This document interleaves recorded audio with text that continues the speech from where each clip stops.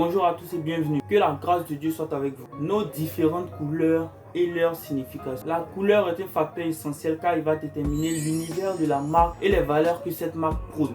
Quelles sont les valeurs prônées par cette marque? Dans cette vidéo, on va les découvrir ensemble juste après ça.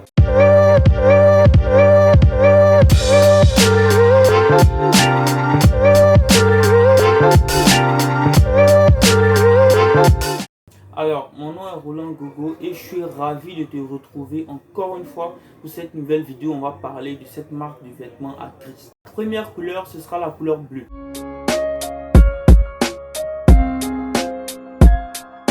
J'utilise le bleu car le bleu représente la vérité. Et la vérité, c'est l'une des valeurs que nous voulons prôner à travers cette marque. D'ailleurs, cette couleur est mentionnée maintes fois dans la Bible. Dans Exode 28, verset 31. Il est dit, tu feras la robe d'éphod entièrement d'étoffe bleue. Ou encore dans 2 Chroniques 3, verset 14. Il fit le voile bleu, pourpre et cramoisi et de bissu, et il représentera des chérubins. Dans la Bible, on constate à travers ces versets que Dieu a recommandé aux hommes d'utiliser la couleur bleue. Deuxième couleur, la couleur jaune.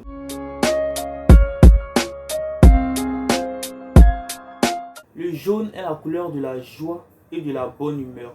Il n'y a pas une couleur qui dégage autant de bonnes énergies que la couleur jaune. C'est la couleur de la gaieté. La Bible nous dit dans 1 Thessaloniciens 5, verset 16, soyez toujours joyeux. Alors nous utilisons le jaune pour véhiculer ce message de joie-là.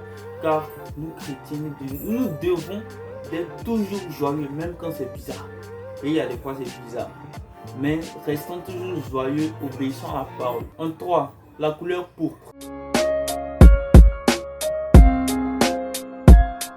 Pour représenter ici l'élégance et la royauté. Tout comme le bleu, cette couleur est maintes fois représentée dans la Bible. Généralement, quand il y a la couleur bleue, ce qui suit, c'est la couleur pourpre. Si vous avez bien remarqué. Alors, les valeurs que nous prenons à travers cette couleur, ce sont des valeurs d'élégance. Car nous, enfants de Dieu, c'est nous qui nous devons d'être frais. Donc, cette couleur est là pour représenter l'élégance et notre appartenance à la royauté de Christ. Car n'oubliez pas que nous sommes co-héritiers de Christ par la grâce de Dieu. N'oubliez pas que c'est par la grâce de Dieu que nous sommes co-héritiers de Christ. Je vous invite à lire alors l'Ancien Testament, le livre d'Exode. Là, on parle beaucoup des couleurs. Je ne sais pas, c'est dans ce livre-là qu'on parle plus de couleurs. Et vous allez apprendre plein de choses. J'espère que vous allez aller lire. En 4, on a la couleur or, symbole de richesse. Nous, enfants de Dieu, nous sommes les plus riches.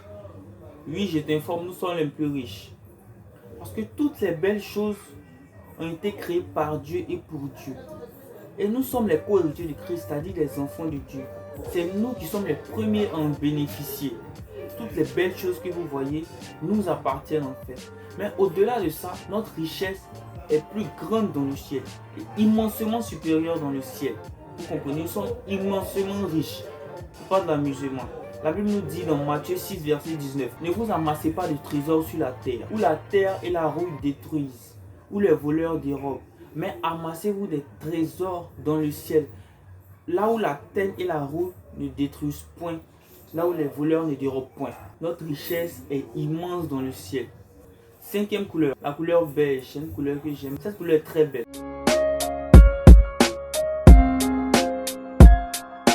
Ici, on utilise la couleur beige pour représenter la simplicité et l'humilité. Ce sont les valeurs qui dégagent cette couleur en fait. Et cette vertu d'humilité est vraiment très importante pour nous. Car voici ce que nous dit la Bible. Dans Philippiens 2, verset 3. Que l'humilité vous fasse regarder l'autre comme étant au-dessus de vous-même. Le beige prône cette valeur. Prochaine couleur, la couleur blanche. Alors, le blanc, représenté ici pour la pureté et la paix.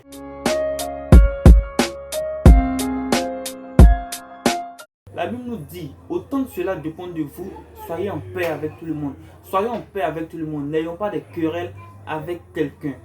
La Bible nous enseigne aussi que lorsque tu viens déposer ta dîme et que tu es en parlant avec quelqu'un, va d'abord régler ton différend et reviens donner ton offrande maintenant. Là, elle sera encore plus agréable à Dieu.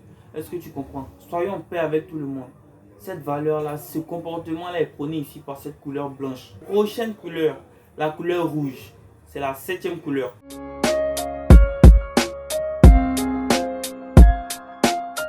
La couleur rouge, j'ai préféré mettre cette couleur rouge en 7e position parce que elle représente le plus important, l'amour. Cette couleur rouge représente l'amour ici. L'amour est la chose la plus importante. La Bible nous dit dans le livre de 1 Corinthiens, je crois au chapitre 13, que ces 3 choses demeurent. La foi, l'espérance et l'amour. Mais la plus grande de ces choses, c'est l'amour. Est-ce que tu comprends? La foi et l'espérance et l'amour. Mais la plus grande de ces choses, c'est l'amour. L'amour est plus grand que la foi qui sauve. Celui qui n'a pas d'amour, il n'a pas Dieu. Et celui qui n'a pas Dieu sera jeté dans les temps ardents de feu. Donc comprenez que Dieu est amour. Alors l'amour, c'est la vertu la plus importante que nous devons avoir. Un des disciples de Jésus a demandé à Jésus quel était le plus grand commandement. Jésus lui a répondu, le plus grand commandement, aime ton Dieu plus que toute chose et aime ton prochain comme toi-même. L'amour, c'est la chose la plus importante. La dernière couleur, parce que c'est la dernière couleur, j'ai utilisé 8 couleurs seulement. La dernière couleur, c'est la couleur violet.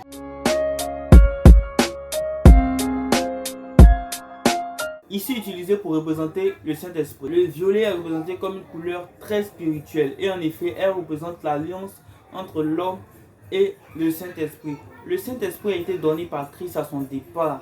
Il a envoyé son esprit sur nous. C'est pour ça, c'est cet esprit-là qui me permet de faire ces vidéos. Sinon, moi-même, me connaissant, je ne peux pas faire tout ça. C'est le Saint-Esprit qui a été envoyé qui me permet de faire ces vidéos. C'est tout pour cette vidéo. J'espère que tu as aimé. Si tu n'as pas encore donné ta vie à Christ, j'aimerais te dire qu'il n'est pas trop tard. Tu peux encore le faire afin de goûter à la vraie vie.